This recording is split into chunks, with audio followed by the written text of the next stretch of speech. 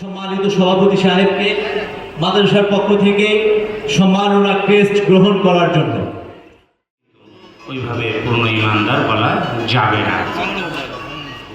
তো সেই জন্য আমাদেরকে ইমানের বিষয়টাকে খুব খেয়াল রাখতে হবে। সম্মানিত আহ্বায়ক জনাব সৈয়দ আহমদ সাহেব ক্রেস্ট প্রদান করছেন। মিনহাজ আহমেদ পিতা নাজিম আহমেদ পিতা চাঁদপুর পিতা নাজিম আহমেদ জেলা চাঁদপুর।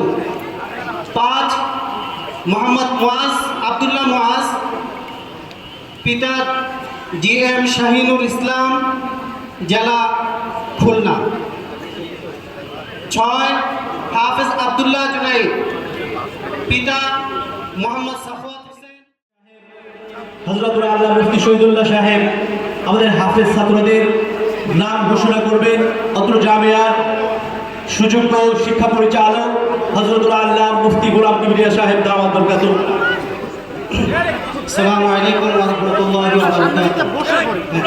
আমাদের আজকে খবর জানি না, আমরা এক্ষুনি মারা যেতে পারি, তারপরেও কত বাহাদুরি, কত বড়াই, কত অত্যাচার, কত অন্যায়, কত নিষ্পেষণ, কত নির্যাতন। তো সেই জন্য একজন মুসলমান যদি হয়, সে কখনো নির্যাতন করতে পারে না, অত্যাচার করতে পারে না। দ্বিতীয় হাফেজ মোহাম্মদ ইব্রাহিম খলিল পিতা মোহাম্মদ জহিরুল ইসলাম জেলা নোয়াখালী।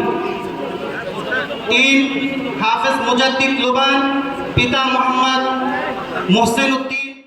বেশি সময় লাগবে না।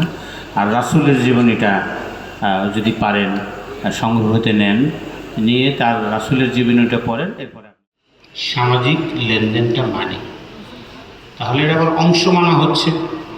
আমি পারিবারিক বিষয়টা মানি,